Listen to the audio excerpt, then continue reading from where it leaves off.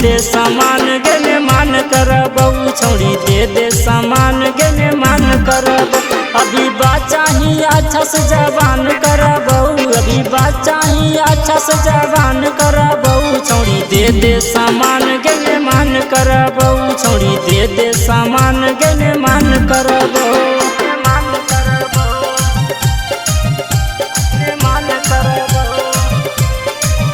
छौड़ी दे सामान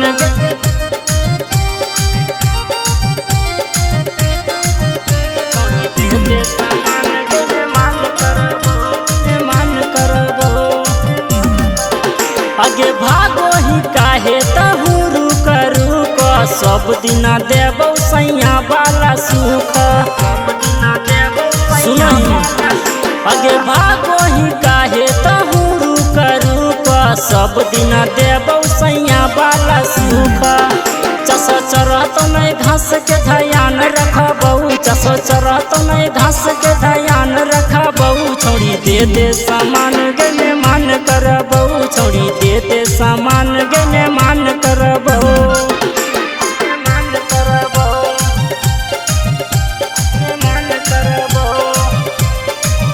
छौड़ी दे सामान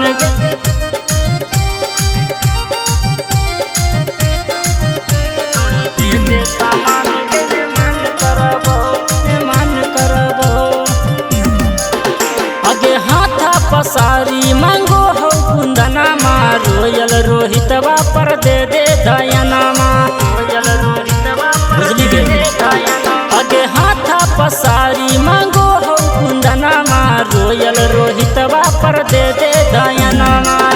लगले जगले रत बिहान करबौ लगले जगले रत बिहान करबौ छौड़ी दे सामान गने मान करबौ छौड़ी दे सामान गने मान करबौ।